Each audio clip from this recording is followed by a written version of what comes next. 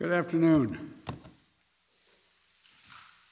I've just met with the Vice President, Secretary Blinken, Secretary Austin, and National Security Advisor Sullivan, and other members of the National Security Leadership Team, the Situation Room, to discuss our ongoing efforts to evacuate American citizens, third country civilians, Afghan allies, and vulnerable Afghans.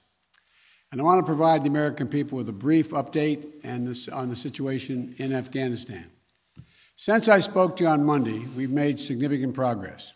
We've secured the airport, enabling flights to resume, not just military flights, but civilian charters from other countries, and the NGOs taking out civilians and vulnerable Afghanis. And now we have almost 6,000 troops on the ground, including the 82nd Airborne, providing runway security, the Army 10th Mountain Division standing guard around the airport, and the 24th Marine Expeditionary Unit assisting the civilian departure. This is one of the largest, most difficult airlifts in history, and the only country in the world capable of projecting this much power on the far side of the world with this degree of precision is the United States of America. We've already evacuated more than 18,000 people since July and approximately 13,000 since our military airlift began on August the 14th. Thousands more have been evacuated on private charter flights facilitated by the U.S. government. These numbers include American citizens and permanent residents, as well as their families.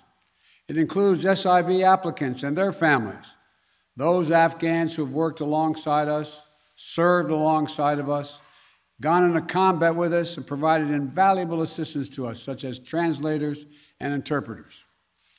The United States stands by its commitment that we've made to these people, and it includes other vulnerable Afghans, such as women leaders and journalists. In fact, working in close coordination with the management of the New York Times, the Washington Post, and the Wall Street Journal, we have successfully evacuated all 204 of their employees in Afghanistan on U.S. military aircraft earlier this week. We've established the flow of flights, and we've increased the number of people we're moving out of the country. We paused flights in Kabul a few hours this morning to make sure we could process the arriving evacuees at their transit points. But our commander in Kabul has already given the order for outbound flights to resume. Even with the pause, we've moved out 5,700 evacuees yesterday, and we're working on a variety to verify that number of the Americans are still in country as we work on this, because don't have the exact number of people who are Americans are there, and those who may have come home to the United States. We want to get a strong number as to exactly how many people are there, how many American citizens, and where they are. Just yesterday, among the many Americans we evacuated, there were 169 Americans who we got over the wall into the airport using military assets. We're also facilitating flights for our allies and our partners, and working in close operational coordination with NATO on this evacuation. For example, we provided overwatch for the French convoy bringing hundreds of their people from the French embassy to the airport. These operations are going to continue over the coming days before we complete our drawdown. We're going to do everything that we can to provide safe evacuation for our Afghan allies, partners, and Afghans who might be targeted because of their association with the United States. But let me be clear. Any American who wants to come home, we will get you home. But make no mistake, this evacuation mission is dangerous. It involves risks to our armed forces, and it's being conducted under difficult circumstances. I cannot promise what the final outcome will be, or what it will be, that it will be without risk of loss. But as Commander-in-Chief, I can assure you that I will mobilize every resource necessary. And as an American, I offer my gratitude to the brave men and women of the U.S. Armed Forces who are carrying out this mission. They're incredible. And as we continue to work the logistics of evacuation, we're in constant contact with the Taliban, working to ensure civilians have safe passage to the airport. We are particularly focused on our engagements on making sure every American who wants to leave can get to the airport. Where we have been seeing challenges with Americans, for Americans, we have thus far been able to resolve them. We've made clear to the Taliban that any attack on our forces or disruption of our operations at the airport will be met with swift and forceful response. We're also keeping a close watch on any potential terrorist threat at or around the airport, including from the ISIS affiliates in Afghanistan who were released from prison when the prisons were emptied. And because they are, by the way, and make everybody understand that the ISIS in Afghanistan have been the sworn enemy of the Taliban. I've said all along, we're going to retain a laser focus on our counterterrorism mission, working in close coordination with our allies and our partners, and all those who have an interest in ensuring stability in the region. Secretary Blinken is with me today, met this morning with our NATO allies in consultation about the way forward, so that Afghanistan cannot be used in the future as a terrorist base to attack the United States or our allies. For 20 years, Afghanistan has been a joint effort with our NATO allies. We went in together, and we're leaving together. And now we're working together to bring our people and our Afghan partners to safety. In the past few days, I've also spoken directly with the British Prime Minister, Mr. Johnson, Chancellor Merkel of Germany, and President Macron of France. We all agreed that we should convene, and we will convene, the G7 meeting next week, a group of the world's leading democracies, so that together we can coordinate our mutual approach, our united approach on Afghanistan and moving forward. We are united with our closest partners to execute the mission at hand. We've also discussed the need to work with the international community to provide humanitarian assistance, such as food aid and medical care for refugees who have crossed into neighboring countries to escape the Taliban, and to bring international pressure on the Taliban with respect to the treatment of Afghan people overall, but including Afghan, particularly women and girls. The past week has been heartbreaking. We've seen gut-wrenching images of panicked people acting out of sheer desperation. You know, it's completely understandable. They're frightened, they're sad, uncertain what happens next. I don't think any one of us can see these pictures and not feel that pain on a human level. Now we have a mission to complete in Afghanistan. It's an incredibly difficult and dangerous operation for our military. We have almost 6,000 of America's finest fighting men and women at the Kabul airport. And we're putting their lives on the line, and they're doing it in a dangerous place to save other Americans, our Afghan allies, and citizens of our allies who went in with us. You know, I talk to our commanders on the ground there every single day, as I just did an hour or so ago. And I made it clear to them that we'll get them whatever they need to do the job. They're performing to the highest standard under extraordinarily difficult and dynamic circumstances. Our NATO allies are strongly standing with us, their troops keeping sentry alongside ours in Kabul, as is the case whenever I deploy our troops into harm's way. I take that responsibility seriously. I carry that burden every day, just as I did when I was vice president and my son was deployed to Iraq for a year. There'll be plenty of time to criticize and second guess when this operation is over. But now, I'm focused on getting this job done. I would ask every American to join me in praying for the women and men risking their lives on the ground in the service of our nation. As events evolve over the coming days, my team and I will continue to share the information and update the American people on exactly where things are. We'll use every resource necessary to carry out the mission at hand and bring to safety American citizens, and our Afghan allies. This is our focus now. And when this is finished, we will complete our military withdrawal and finally bring to an end 20 years of American military action in Afghanistan. Thank you. May God bless you, our troops, and our diplomats, and all those serving in harm's way. And now I'll take questions. AP, Zeke Miller. Thank you, Mr. President. You vowed in your election to usher in an era where the world can count on America to live up to its promises.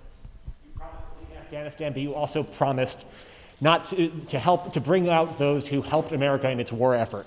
We've seen these heart-wrenching images at the Kabul airport of people trying to get there, say nothing of the people who can't get to that airport. You made the commitment to get American troops out, to get American citizens out. Will you make the same commitment to those who assisted in the American war effort over the last 20 years, number one? And then number two, what is your message to America's partners around the world who have criticized not the withdrawal, but the conduct of that withdrawal and made them question America's credibility on the world stage? I have seen no question of our credibility from our allies around the world. I've spoken with our NATO allies. We've spoken with NATO allies, the Secretary of State. Our National Security Advisor has been in contact with his counterparts throughout the world and our allies, as has the General, I keep calling him a General, but my Secretary of Defense.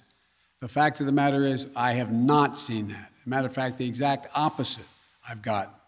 The exact opposite thing is we're acting with dispatch, we're acting committing to what we said we would do. Look, let's put this thing in perspective here. What interest do we have in Afghanistan at this point with al-Qaeda gone? We went to Afghanistan for the express purpose of getting rid of al-Qaeda in Afghanistan, as well as getting Osama bin Laden. And we did. Just imagine if that attack, if bin Laden had decided with al-Qaeda to launch an attack from Yemen, would we ever gone to Afghanistan? Would there ever be any reason we'd be in Afghanistan? Controlled by the Taliban? What is the national interest of the United States in that circumstance? We went and did the mission. You've known my position for a long, long time.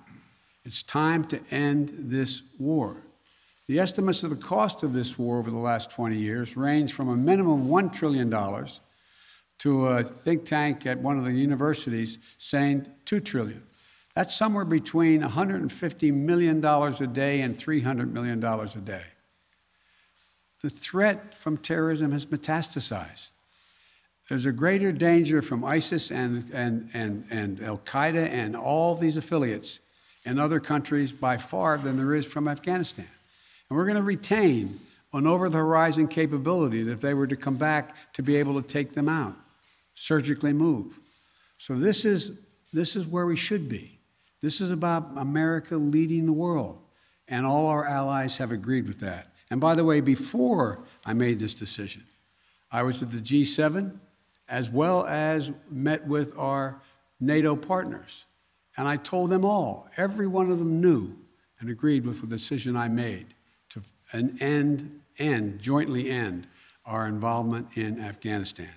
The first part of your question was, I can't remember now. Would you commit to the same commitment? Would you make the same commitment to bring out Afghans who assisted in the war effort? Yes, we're making the same commitment. There's no one more important than bringing American citizens out. I acknowledge that. But they're equally important almost is all those SIVs we call them, who in fact helped us. They were translators. They went into battle with us. They were part of the operation. As well as we're also trying to get out as many NGOs, non-government organizations, women's organizations, et cetera. We're doing all we can. In the meantime, Secretary Blinken and I am going to be working with our allies to see to it that we can bring international pressure on the Taliban they're looking to gain some legitimacy. They're going to have to figure out how they're going to maintain that country. And there's going to be harsh conditions, strong conditions we're going to apply, and it will depend on whether they get help based on whether or not how and well they treat women and girls, how they treat their citizens. So this is just beginning on that score. stay past the 31st to make that happen, to bring all the Americans out, to bring those SIVs out? I think we can get it done by then, but we're going to make that judgment as we go. Now, Justin Sink of Bloomberg. Thank you, Mr. President. You just said that you would keep a laser focus on counterterrorism efforts, and that you don't see as great of a threat of terrorism from Afghanistan as other parts of the world. But if you and your administration so badly misassessed how quickly the Taliban would sweep through Afghanistan, and we no longer have an embassy there from which to run intelligence operations, how can you at all be confident of your assessment of the risk of terrorism and the ability of the U.S. to conduct over-the-horizon missions to keep it in check? Can you tell Americans that they're safe and will remain safe from terror attacks in Afghanistan? I think you're comparing apples and oranges. One question was whether or not the Afghan forces we trained up would stay and fight in their own civil war they had going on. No one, I shouldn't say no one, the consensus was that it was highly unlikely that in 11 days they'd collapse and fall and the leader of Afghanistan would flee the country. That's a very different question than whether or not there is the ability to observe whether or not large groups of terrorists begin to accumulate in a particular area in Afghanistan to plot against the United States of America. That's why we retained an over-the-horizon capability to go in and do something about that if that occurs. But in the meantime, we know what's happened around the world. We know what's happening in terms of what's going on in other countries where there is a significant rise of terrorist organizations in the Middle East, in East Africa, and other places. And so the bottom line is we're dealing with those terrorist threats from other parts of the world and failed states without permanent military presence there. We have to do the same in Afghanistan. Sir, just on that initial assessment, we learned over the last 24 hours that there was a dissent cable from the State Department. Sure.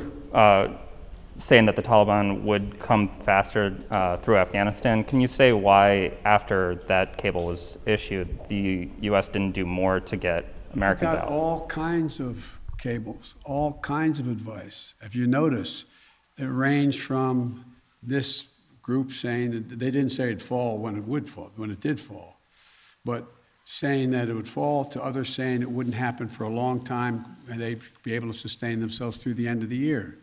I made the decision. The buck stops with me. I took the consensus opinion. The consensus opinion was that, in fact, it would not occur, if it occurred, until later in the year. So it was my decision. Now, my next is Stephanie Ramos, ABC. Thank you, Mr. President. 2 questions for you. The military has secured the airport, as you mentioned, but will you sign off on sending U.S. troops into Kabul to evacuate Americans who haven't been able to get to the airport safely? We have no indication that they haven't been able to get in Kabul through the airport. We've made an agreement with the Taliban thus far. They've allowed them to go through. It's in their interest for them to go through. So we know of no circumstance where American citizens are carrying an American passport are trying to get through to the airport. But we will do whatever needs to be done to see to it they get to the airport. And one more, Mr. President. Last month, my colleague Martha Raddatz interviewed Abdul, an interpreter who was on the front lines with U.S. forces in Afghanistan. Overnight, we received a photo of Taliban militants coming to the door of his home, literally hunting him down. Thankfully, he was able to escape, but he is obviously still in mortal danger. What would be your message to Abdul, his wife, and his 3 young daughters? We want you to be able to get to the airport. Contact us. We'll see whatever we can do to get you there. We've got to get you out. We are committed to deal with you, your wife, and your child, to get all 3 of you out of Afghanistan. That's the commitment. Thank you, sir. Meredith Lee of PBS NewsHour. You mentioned just now using every resource available for evacuations. Why haven't you ordered the military to expand the security perimeter around the Kabul airport? Do you have any plans to do so, given that will likely require more U.S. troops?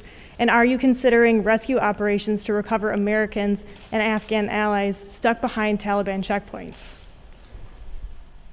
The answer is yes to the last question. We're considering every opportunity and every means by which we could get folks to the airport.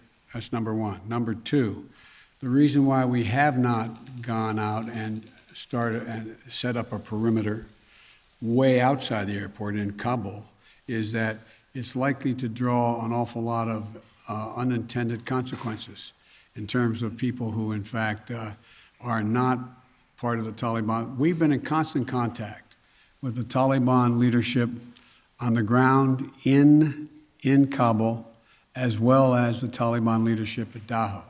And we've been coordinating what we were doing. That's why we were able, for example, how we got all of our embassy personnel out, how we got everyone out of the embassy safely. That was the distance. That's how we helped get the French out and out of their embassy. So the question remains, there will be judgments made on the ground by the military commanders at the moment, and that I cannot second guess each of those judgments to be made. But the idea of, again, let me get back to the fundamental point I made at the outset. When the decision was made by me that, and it was made some time ago, and I ran 4 presidents saying I wanted to get us out of Afghanistan. One of the things that